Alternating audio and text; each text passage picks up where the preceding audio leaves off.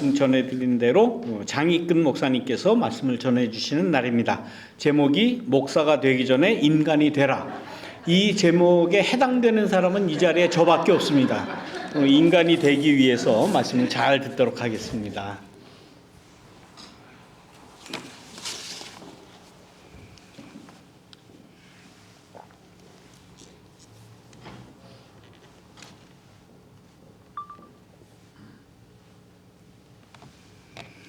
이 제목이 저 자신한테 얘기하는 거니까 그렇게 들어주시기 바랍니다.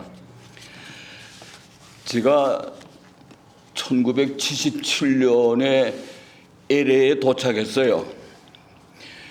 처음 2년간은 그 한인타운의 아파트를 이것저것 전전하면서 밤 청소, 페인트 하는 거, 그로서리, 옷 공장, 별의별 것을 다 체험을 하고, 나중에 그 당시에는 그 한 달에 한 명꼴로 총잡이한테 소규모 한인업자들이 희생당할 때예요.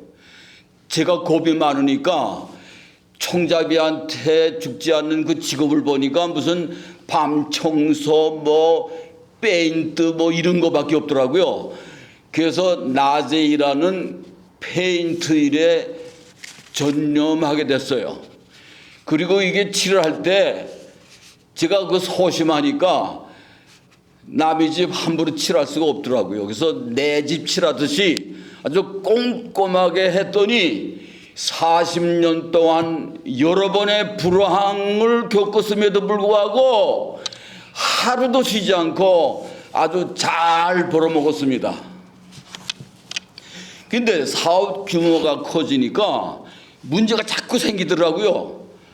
사고 나고 뭐하고 인슈런스 값 올라가고. 그래서 제가 하청업자들을 반으로 딱 줄였어요. 그러니까 제가 시간이 좀 많이 남을 거 아니에요. 이 시간을 어떻게 처리할까? 골프 칠까? 뭐 할까? 하다가 누구나 쉽게 들어가는 신학교에 등록을 했어요. 1996년에 신학교에 들어가서 수련하는 동안에 저를 가르쳐 주시던 그 은퇴한 신학 교수가 저한테 아주 간절히 부탁하는 말이 뭔가니, 야, 너 목사 되기 전에 인간이 돼야 돼. 그런 충고를 여러 번 들었어요. 그리고 그걸 들으면서 꾸준히 신학을 마치고 목사 안수를 받았는데, 그러면서 저의 선생님이 저한테 보내주신 책이 있어요. 판델베르크의 교수가 지은 인간이란 무엇인가, 그 책을 보내줬어요. 그래서 오늘은 이 책에 요점하고 또 기독교 개혁운동에 동참하는 분들의 생각들을 조금 나누어 보려고 합니다. 제가 1998년 미국 장로교에서 목사 안수를 받았지만 제가 현대신학에 좀 관심이 있고 교회 개혁에 좀 관심이 있다는 말을 소문이 나가지고 많은 교회에서 저를 아주 외면했어요. 그리고 제가 그 인터림을 하는 동안에, 다른 교회 가서 뭘 하는 동안에 겁 많은 사람이 기도 많이 한다, 이런 말을 했다가 큰 어려움을 당했습니다. 만일 제가 이기적인 지금의 내가 더 잘 되려고 기도만 하고 내 사소한 욕망이 하나님 나라인 줄 알고 착각하고 사는 광신도라면은 사실 여러분들이 저하고 터놓고 얘기하겠어요? 슬슬 피하지. 맹목적 신앙 열정에 수십 년 갇혀서 습관이 되어 있는 잘못된 샤만의 믿음이 부른 이 처참한 삶들을 예수의 생명력으로 온전하게 새롭게 살려내지 못하고 교인 수만 늘려서 생계 유지를 위한 교회 발판에 전념하는 한갓 게으른 죽은 목사들 때문에 교회는 점점 망해가고 있습니다. 여러분들 주일날 대형교회, 미국 교회는 뭐 벌써 그랬어요. 요새 점점 대형교회 유년부, 청년부, 중고등학교 교실 다 문이 잠겨져 있어요. 그냥 노인들만 몇 명 모아놓고 무슨 강한 믿음, 뭐 뜨거운 믿음, 무슨 천국의 희망, 영혼 불명, 이 허망한 언어들을 허공을 향해서 소리 지르고 있어요. 여러분, 그 천국 지역 영원 불멸이란 그런 구름 잡는 언어들이 현재 우리들의 삶과 죽음의 진지성을 약화시키고 있는 거예요. 우리의 삶을 그 언어들 때문에 무기력하게 만드는 사실을 모르고 짓거리고 있어요. 질문 토론 없고 일방적 선거만 가능한 교회는 성숙한 교회가 아니에요. 어느 교회는 설교 끝나고 모여서 그 설교에 대해서 질문하고 토론하고 그래야 이게 조금씩 나아질 거 아니에요. 종교는 질문하는 종교 학문이에요. 끊임없이 질문하고 토론하며 생각의 토전을 형성하여 새로운 경험을 넓혀가는 것, 생각의 힘을 키워가지고 예수의 본질로 돌아가야 그것이 바로 꿈이 있는 미래의 교회로 보입니다. 과학자들이 10명한테다 실험을 해봤어요. 똑같은 고통을 주었는데 5명은 그 고통에 눌려가지고 자지러져서 좌절하고 우울감과 무기력의 원인이 됐어요. 그 사람들은 그냥 그 고통을 포기하고 장애물로부터 자꾸 도망가서 허우적대면서 주님께 매달려 기도만 하고 있어요. 그런데 5명 반은 그 고통을 극복하고 성공적으로 일어나서 더 강력한 힘의 원천으로 가치 있는 삶의 존재가 된 것입니다. 여기에서 이제 반반의 성공과 실패는 요거를 그 현장에서 보지 말고 한 차원 높여가지고 한 차원 높은 삶의 통일성에서 이거를 바라보면은 밝다는 것이 어둠과 한 묶음의 언어가 되듯이 이 성공과 실패, 행복과 불행이라는 언어도 한 묶음의 같은 언어가 됩니다. 다시 쉽게 설명하겠어요. 입학시험에서 합격의 기쁨은 불합격의 슬픔이 있어야 가능한 거예요. 50명 뽑는데 50명 가면 거기에 무슨 기쁨, 슬픔이 있어요? 그냥 다 되는 거지. 고통, 슬픔, 기쁨이 합쳐져서 삶이 완전하게 되는 거예요. 제가 지난번 척수 수술하면서 보름 동안 병원에 이렇게 우두거리 이제 뭐 할 일 없이 누워 있는데 그 내 눈앞을 지나가는 청소부, 간호사, 요리사, 의료품 납품하는 사람, 수 없는 사람들이 가족을 먹여 살리려고 바쁘게 다니는 것을 보았어요. 이야, 저거 나 같은 아픈 사람이 없으면 저 사람들 다 굶어 죽겠지? 이런 상념에 빠졌어요. 사실 의사들의 목적이 뭐예요? 의사들은 지구상의 병을 없애고 병원을 없어지게 하는 것이 의사들의 목적이에요. 여러분, 모든 사람들이 구원받고 선한 사람들이 되어 평화스럽게 살고 교회가 없어지게 하는 것이 목사의 목적이에요. 그렇잖아요. 그런데 마음에 안 드는 허공을 헤매는 광신도들이 우글우글하니까 직업으로서의 목사로 먹고 살게 되는 거예요. 바로 선한 일과 악한 일이 공존하게 됩니다.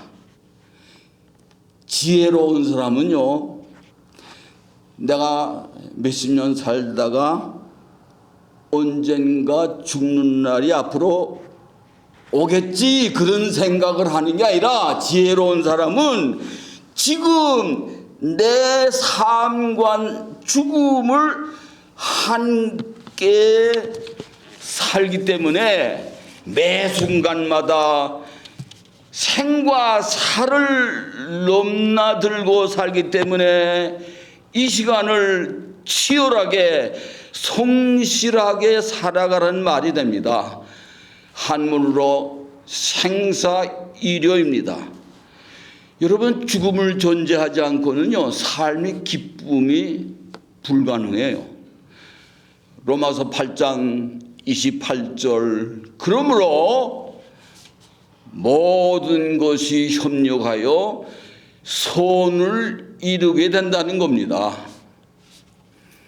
권위주의에 얽매이지 않고 자유를 염원한 베토벤, 지금 들으셨지만은 1789년 프랑스 혁명이 보수 반동에 실패하는 꼴을 보고 나폴레옹을 믿었다가 이 인간이 황제가 되는 그런 꼴을 보고 낙담을 하였지만 베토벤은 끝까지 포기하지 않고 수십 년에 걸쳐 그 악상을 갖고 위대한 자유의 꿈을 안고 실망하지 않고 지우고 고치고 또 고치고 완성한 자유를 찾아 희망을 버리지 말라고 함성을 지르는 합창교향곡을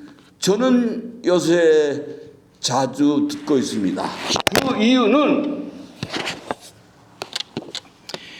이태원 참사에서 꽃도 피지 못하고 희생된 젊은이들의 시체를 파헤쳐서 마약 부검을 한다는 이 검사 집단들의 잔인한 소름 돋는 꼴을 보고 저는 베토벤 합창곡을 반복해서 들으며 이겨내고 위로받고 있습니다. 우리의 삶은 난관을 거쳐가는 과정입니다. 믿음으로 서두르지 않고 좌절하지 않고 여러분 4년 동안 인내와 희망으로 더 강한 내공을 키워내시기를 바랍니다. 바울이 그리스 아테네 파르덴논 신전 바로 아래에 그 산 밑에 뭐가 있나니 아레오바고라는 토론장에서 에피큐로스와 스토아 철학자들을 만나 쟁론했다는 기록이 있습니다. 로마서 8장 28절, 그걸 비롯해서 로마서 7장 25절, 고린도전서 15장 35절, 성서 여러 곳에 스토아적인 사상이 들어 있습니다. 반면에 욕심을 버리고 자족하는 마음, 정신적 행복을 강조하는 에피쿠로스 학파는 열린 공동체를 지향하는 정원 학파를 만들어서 노예, 여성, 창녀들과 함께 생활한 분이 에피쿠로스 학파들입니다. 당시 노예와 여성은 사고 파는 물건이었어요. 예수도 에피쿠로스 학파의 영향을 받아가지고 창녀와 세리의 친구로 힘없는 이웃과 더불어 나눔의 삶을 실천하였습니다. 이처럼 수없는 사람들의 지혜와 결집된 책이 바로 우리가 갖고 다니는 성서예요. 하늘에서 뚝 떨어진 게 아니에요.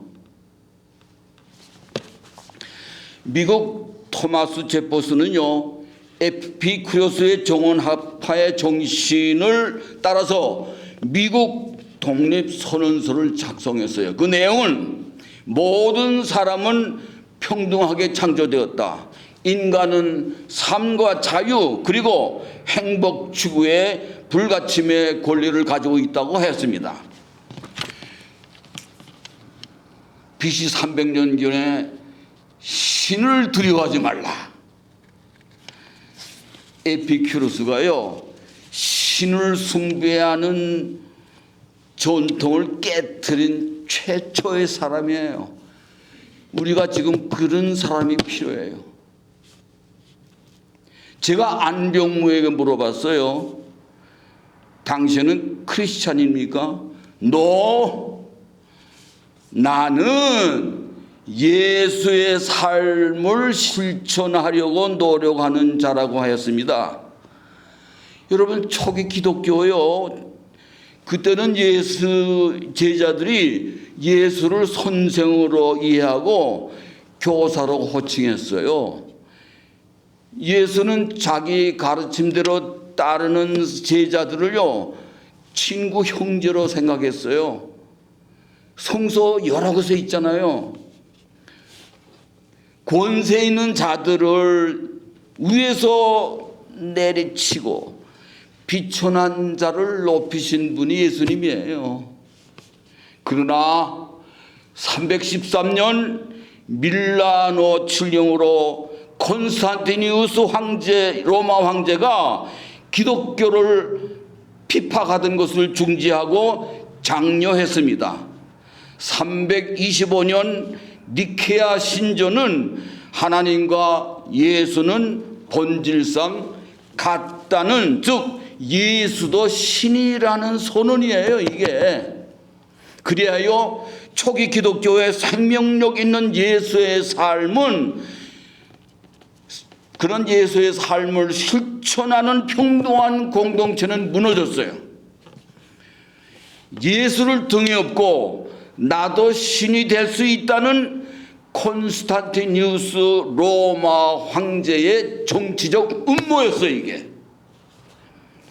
1000년 전만 해도요, 뭐 지진 나고 화산 폭발, 홍수, 폭동, 전염병, 이 모든 자연재해가 하나님의 심판에 대한 상징으로 다 두려워했어요. 황제를 신으로 믿어서 자연재해도 잠재울 수 있는 능력을 가진 황제를 숭배하는 그 관습이 백성들을 노예로 쉽게 지배하게 됩니다. 그러나 백성들의 인지가 발달돼 가지고 신적 왕의 권위가 점점 약화되어 1789년 불란서 시민혁명으로 절대 권위주의의 왕정이 무너지고 공화정으로 발전했습니다.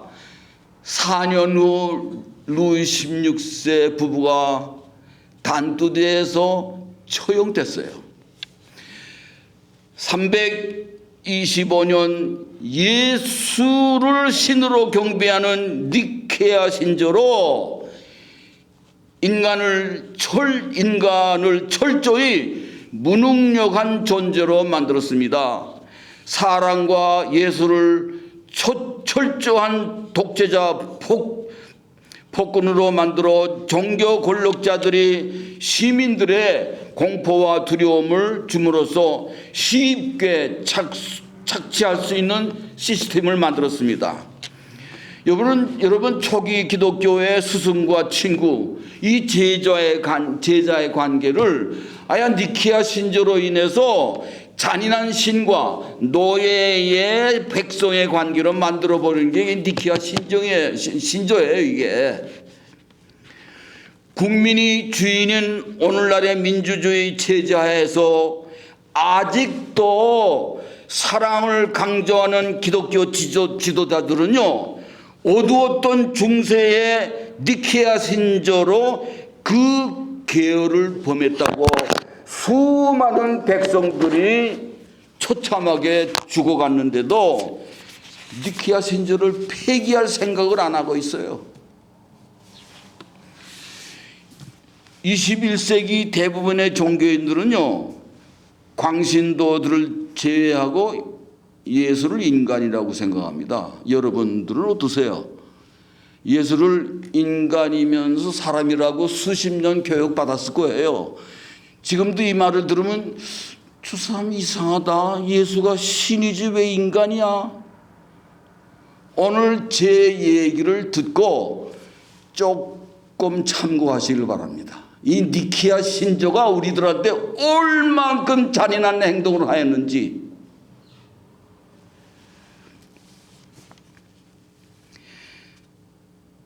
그러나 많은 목사들은 예수가 신이라는 그 니케아 신조 그 권위에 들러붙어서 11절을 뜯어먹는 데 혈안되어 있어요. 예수를 신이라고 전제하고 복종해. 니케아 신조는 예수는 하나님이고 우리는 죄인이기 때문에 그 신을 믿고 구원받았는데 우리는 예수의 삶은 중요하지 않다는 암시를 주는 거예요. 이게 여러분 사도신경 지금 읽어주면 여기에 예수의 삶이 있어요? 없어요. 사도신경에 예수는 신이기 때문에 우리는 예수처럼 살려고 해도 안 된다는 거예요. 요새 교회 지도자들이 하나님이나 예수처럼 살면은 믿음이 아니라 행함으로 구원을 받으려는 것이기 때문에 사람이 교만해진다는 거예요. 여러분 니케아 신조는요 감격 언어예요. 예수가 너무 훌륭하기 때문에 신과 같은 사람이라는 형용사지 사실적 실체는 아니에요. 현재 기독교 개혁 운동가들은요 요한계시록 뭐 이 몇 가지 다 빼버리고 도마복음을 집어넣고 그리고 저 신적인 예수로부터 내려와서 제자를 친구로 형제로 같이 사는 초대교회 수평적 공동체로 개혁하려고 그래요. 수평적 상호작용적인 인간관계를 표현하기 위해서 우리들은 하나님 아버지라고 그러잖아요. 그게 수평적 관계니까 하나님 아버지 아니에요.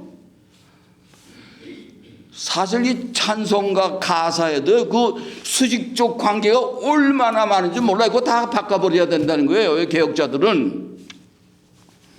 여러분 예수는 어떤 분입니까? 수직적 유대교의 종교 폭력으로부터 생명을 해방시켜서 수평적 상호작용하는 형제 자매의 사랑의 공동체로 혁명적 전환을 이끌어내서 생명에 대한 존엄성을 갖도록 실천한 분이 예수예요.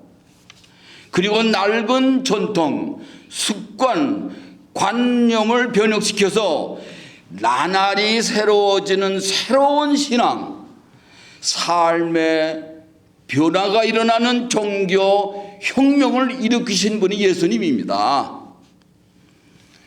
38년 된 안전뱅이의 기적, 나사로의 부활, 성전 전황, 정화, 이거 대개 다 예수의 종교 개혁 기록이 성경에 꽉 들어차 있어요.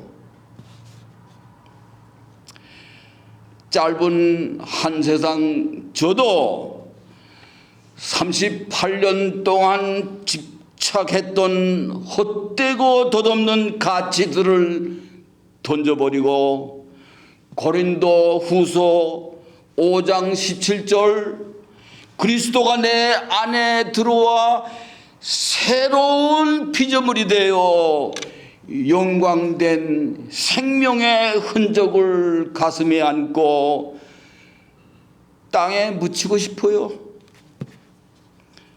산다는 것은 그 말 자체가 새로워진다는 거예요. 하이데커는요 이런 말을 했어요. 하루하루 삶이 심판이다. 오늘 보낸 시간이 미래가 된다. 내가 지금 겪고 있는 불행은 언젠가 과거에 내가 잘못 보낸 시간의 결과라고 그랬어요.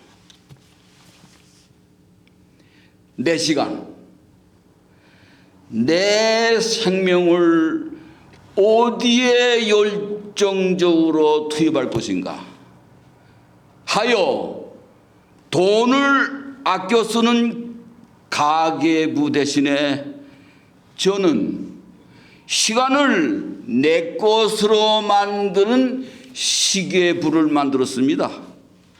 제가 한때 피아노에 몰입해 가지고 한 6개월 동안 열정적으로 배워봤지만 오구 가구 배우러 다니는 시간, 경제적 낭비, 그리고 제 자신이 자질 부족하다는 것을 깨닫고 포기했어요. 아, 이건 도저히 안 되겠구나. 이게 돈 안 들고 자기 수준에 맞게 아무 때나 아무 장소에서나 가능한 독서에 전념하기로 했습니다. 짧은 인생은 책 속에서 영원히 진다고 그랬습니다. 젊어서 금메달을 받은 제가 아는 노인에게 어떻게 지내냐고 물어봤습니다. 그분은 위대한 시간은 다 지나갔어요. 아닙니다. 인생의 재발견이 위대한 시간입니다. 얼마 안 남은 한정된 이 나의 시간 안에서 내 따뜻한 피가 46초에 내 몸을 한 바퀴 돌도록 힘차게 뿜어주는 내 심장이 박동하는 한 38년 된 안전뱅이가 일어나듯이 열정적으로 최선을 다하려고 합니다. 남은 인생이 나날이 새로짐을 향해서 하루하루를 위대한 시간으로 만들겠다는 다짐을 여러분한테 해봅니다. 감사합니다.